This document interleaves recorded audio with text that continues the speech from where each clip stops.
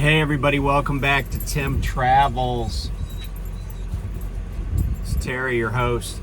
Hey, so I was on home time until yesterday, yeah, and B and I went and picked up a load in Sealands Grove, PA, and then we brought it to the Aldi in Tully, New York, down south of Syracuse. That place is checking in and out wasn't bad. It was pretty painless. I got a door right away. I didn't even have to wait. But like, I don't know if Aldi, I don't know how Aldi saves money. But I swear I was one of the few like major trucking company trucks there. And there was some non-backing fools in that place. I mean, it was sort of comical, but it was just crazy too. Like all these sketch companies from like Canada and you know, California basically. And the area that they have the perishable doors in is very, very dark. Like I had to get out with my headlamp just to see the lines, you know, going back to the dock and stuff. And even just finding the dock was like, it was literally like a shot in the dark. So we got a load. Excuse me. We're at the Loves over in Waterloo by the thruway. I took the back roads over here early this morning. It's a beautiful day, like a couple clouds in the sky. I mean, perfect weather. But we're gonna pick up in Macedon, New York, later this afternoon. I think 16:30 is our pickup time. And then that load's got to be down to Manassas, Virginia tomorrow around lunchtime, so we'll get it down there. And these loads are paying pretty well. Not long trips, but good money. So no complaints. I took an extra day on home time. I wasn't home a long time, but I just had to, like, I don't know, decompress. And then when I got home, we had a bunch of stuff we had to do, you know, and see people and stuff. So it was a good visit. But that extra day made a big difference, because that was a day I just got to like veg. So yeah, that was good. So today's August 31st. On this day in history, this is the day that Princess Diana got killed in that car wreck in Paris. Well, when was that? Let me think. 97 maybe? Yeah. Wait, or maybe it was 97. Maybe 98. She was 36 when it happened. I guess it's still a big deal. Also on this day, the Confederates evacuated Atlanta, and Sherman's army marched in there and took the place over. And it's been bad traffic ever since that evacuation in 1864. What's up, Missy? So B's enjoying sitting in the sun. By the way, I got a new phone. It's not the latest and greatest, but I mean, I had an iPhone 8. So this is a 13 that you're seeing me on now. So hopefully it'll carry me through for the next 5 years like my old one did. And actually my old phone, I think the only reason I got that is because I had broken the screen on the previous one. So I'm slowly dragging myself into the the 2020s, I guess, into the roaring 20s. So what did I want to talk about today? I don't even know. Talked to a couple people on the phone that reached out. Well, actually, I talked to one person who I met in Salt Lake City, and he called me about some business decisions he was thinking about making, and then talked to somebody else about leasing. So I wasn't completely out of the loop, but I had a bad week. Well, not even a bad, well, I guess you could say a bad week. My last few days on the road before I went home, I was taking a load to Ohio, over to Streetsboro, Ohio. And I was just minding, well, actually, let me back up. So I was leaving Salt Lake City, and, you know, I was heading up Parley Summit. And I was in a place where it was 3 lanes, and I'm in the right-hand lane, you know, with my flashers on, chugging up the mountain like a bunch of other trucks. And this frickin' clown in a semi passes me on the shoulder. And that kind of pissed me off because of just how stupid and dangerous it is.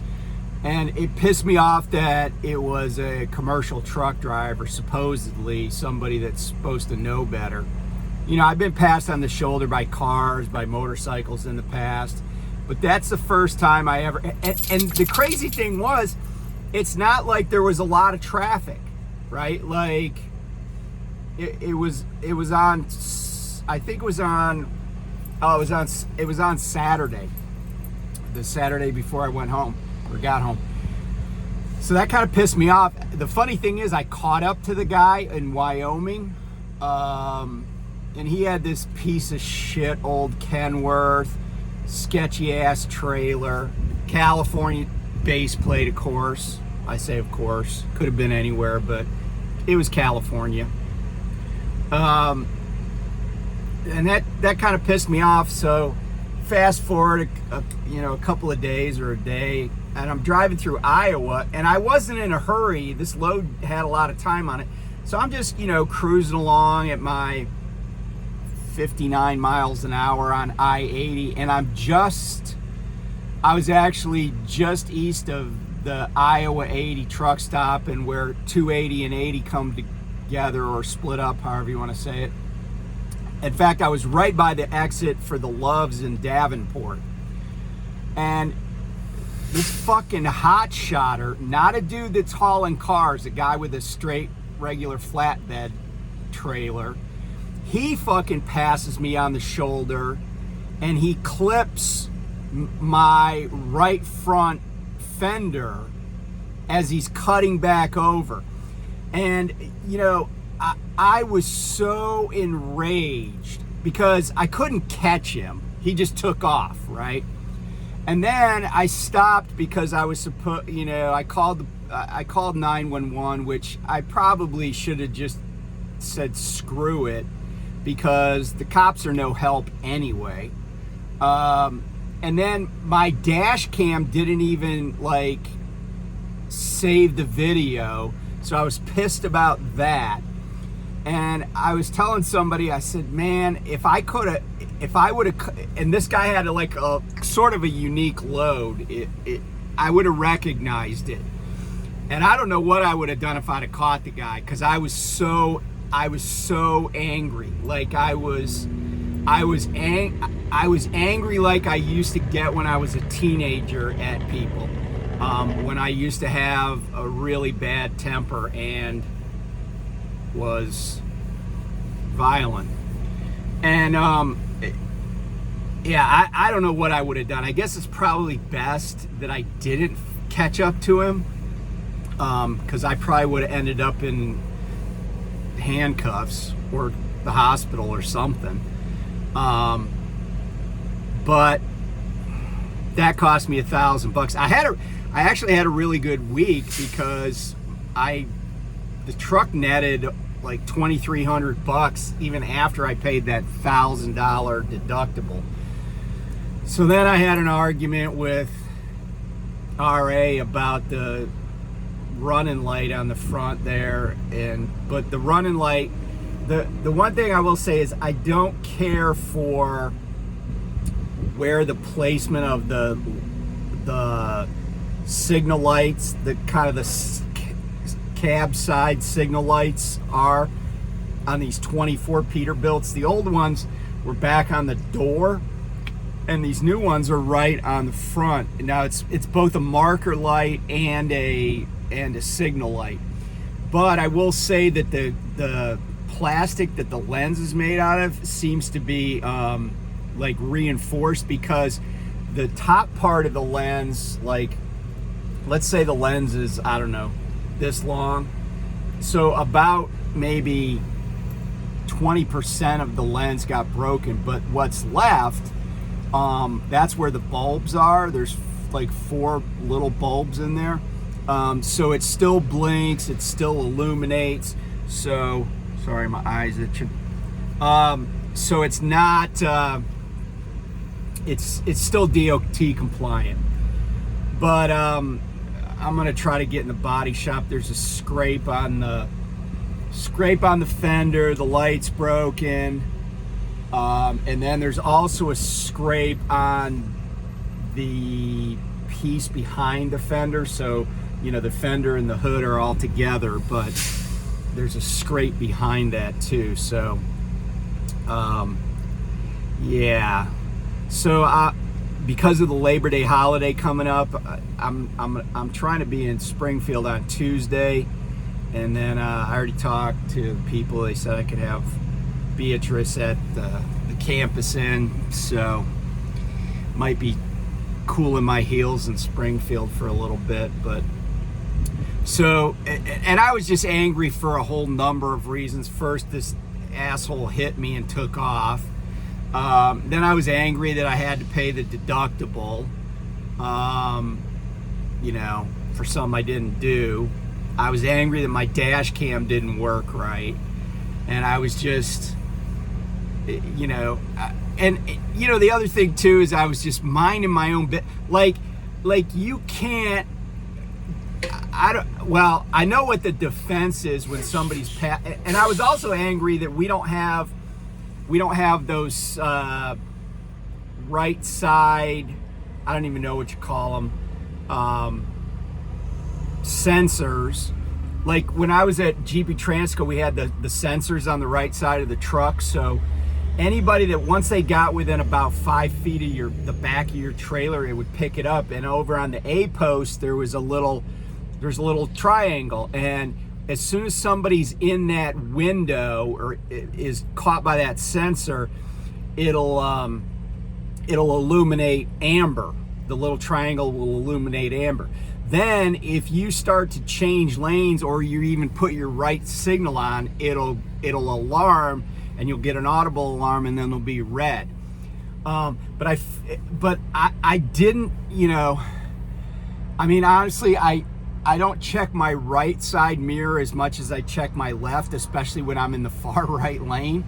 And after these 2 incidents where people passed me on the shoulder and one of them hit me, I feel like I'm just, the next time I catch somebody, if I catch somebody trying to come up beside me on the shoulder, I'm just gonna cut them off. And if they end up in the ditch or we collide, sucks to be them, you know? Because passing on the shoulder is illegal at all times. It's always illegal. Unless you're like a bus or something where there's a special area where you're allowed to pass on the shoulder. About the only other person that I can think of that can come up the shoulder legally is like a cop with their lights on. So if you're a hot shotter and you like passing slow semis on the shoulder, just know that you might be eating the side of my trailer if you try to pass me, because I'm just not gonna, homie, don't play that shit anymore. I mean, if I see it, I'm gonna do something about it. I just like it. I'm just so not pleased with the outcome here. So anyway, sometimes when I get angry about something, you know, I have to occupy my mind by doing other things. So on my way home, and after I picked up that load or dropped that load in Streetsboro, and then by the way, I did a video. That's when I did that video about the dude who didn't know jack about his truck. I picked up another load and took it over to Bedford, PA. And then I went home from there. Although I gotta say, it was kind of jacked up because I dropped off. It was a drop and hook, but Walmart people made me take a trailer. But the weird thing was, because I wanted to just bobtail out of there, but the weird thing was, and I hate it when people do this, the dude says, "Are you taking a trailer with you?" And I said, they had a sign that said you had to take an empty. If you brought in a loaded trailer, you had to take an empty. But he says, "Are you taking an empty with you?" And I said, "If I don't have to, I don't want to." "Well, you do." Well, then I'm like, dude, why the fuck are you asking me?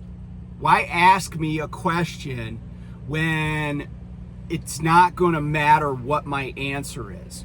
You know, I hate that. It's this passive aggressive BS that it makes people feel powerful. But it's like, don't ask me a question, you know, if my answer's not going to matter. Like, that's just a dick move. And so I took a trailer, but then I had to take it to Hershey, to, if you know the codes, Heck Pal. So really Palmyra, PA, which means if I'm dropping off at Hershey, I got to get it washed out, got to get it fueled. It was easy to drop it off, and then I just bobtailed home from there. But so I was so mad about the incident where I got hit that I hadn't even told anybody really, other than Prime. My wife's like, why didn't you tell me about that? And I said, because I couldn't. I didn't want to talk about it. I did not want to even speak about it. That's how upset I was. So anyway, now I'm talking about it. Obviously, it's my YouTube therapy session here. But you know, I said I've always been, because I'm a little bit impulsive. Like,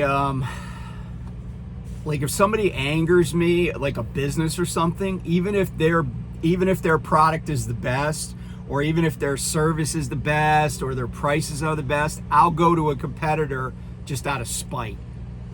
And so I was calling around to different trucking companies, and you know, this was a good exercise, right? It was slightly cathartic, but it was also informative.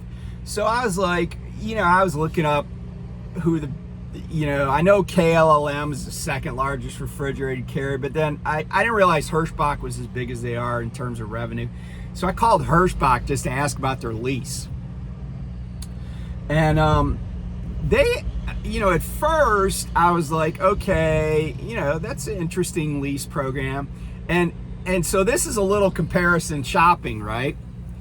You all kind of know how Prime works, 72% of line haul, you know, and I think Prime has a good lease program, but every once in a while it's kind of like, and I don't want to get out on a limb here, but it's kind of like when you have a friend who's got a wife or a girlfriend, or maybe a friend who has a husband or boyfriend, and you're like, that person is a pretty good, you know, significant other for them. But you know, they're kind of like looking around, right? And you're like, what are you doing, right? Like the person you have, the person you're in bed with, is really the best person you've ever been with, right? But so anyway, so I call Hirschbach, and their recruiter was very nice. He seemed like he was pretty, you know, forthright. And I'm talking to him, and first of all, they have this. So they have this thing. Their lease payments sound like they're significantly less than primes, depending on what year truck you get. But they only pay. I say only. They pay $1.20 per mile. Period. That's it. It doesn't matter how much they make on the load. They pay $1.20 a mile. So, you know, and you get, now their fuel prices, their drivers only pay 99 cents a gallon for fuel, which is, that's a significant discount over what prime drivers would typically pay, unless fuel is like super cheap. But so is $1.20. Like, I'm not sure if I've ever hauled any load, even a load, the crappiest load, a load coming out of Florida, whatever. I don't know if I've ever only gotten $1.20 per mile.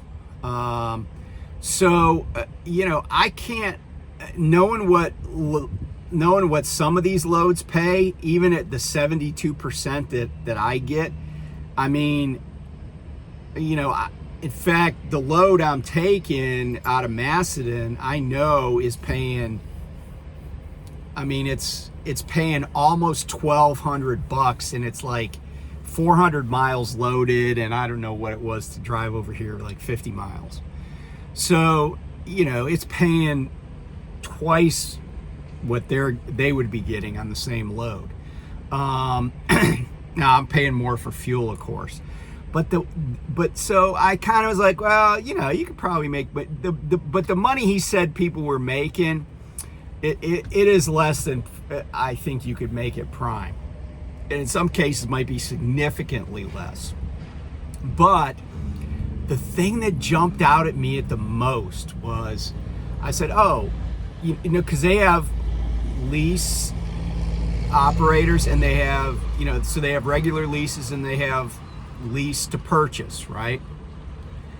And he told me that even, so he said that, I said, oh, so can I bring my dog and everything? And he's like, yeah, you know, we have a pet policy.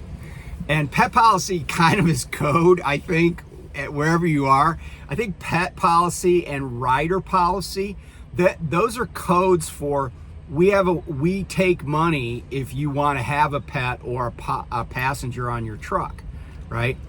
And so, like, they have additional insurance that you have to purchase if you have you know, a passenger.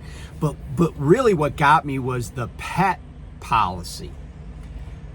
If I said, hey, I'm going to have my dog on my truck, they would say, okay, you have to pay us $100 a week, and you pay it for 20 weeks. So, you know, I didn't take a lot of math in college. Okay, I took no math in college. I'll admit that. But that's $2,000, right? I could do that math in my head. That's $2,000, and so I said, that's $2,000. And they're like, yeah, but it's your money. And in my mind, I'm like, no, if it's not in my bank account, if it's not in my wallet, it's not my money. It's your money. You know, it's money you might owe me, but I don't have control over it. You know, excuse me. And so, and the other thing was, so then I said, so that's for lease operators?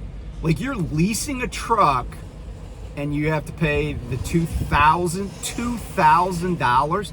He's like, yeah, you know, because some pets get trucks dirty and stuff. I'm like, yeah, maybe if I had a freaking, like, a mountain lion in there that was crapping all over the place, $2,000? Come on. So, but I wasn't saying all this, but I was thinking it.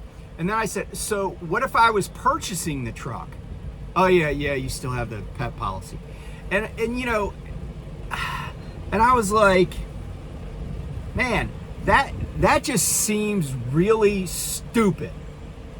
Like, can you imagine you buy a car? You buy a car, right? It's the same kind of transaction.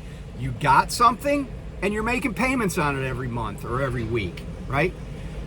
If you bought a car at a Chevy dealership and then they were like, "Oh, excuse me, do you have a dog?" And you're like, "Yeah." Does the dog ever go in the vehicle? Like, do you take it to the veterinarian? Well, yeah. Okay, well, that'll be an extra $2,000. You'd be like, get the fuck out of here, right? You would never agree to that. So, like, I was like, and so after he explained this pet policy to me, I'm like, oh, okay, thank you.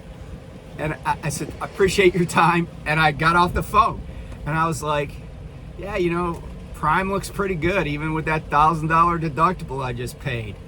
So, I don't know.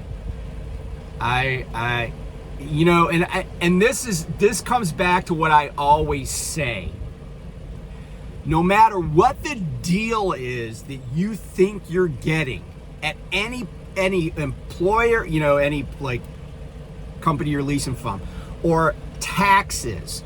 You know, people are like, "Oh, I live in Florida because they don't charge any state income tax." I'm like, dude, it still costs the same amount to pave a mile of road in Florida as it does in, you know, Georgia or wherever.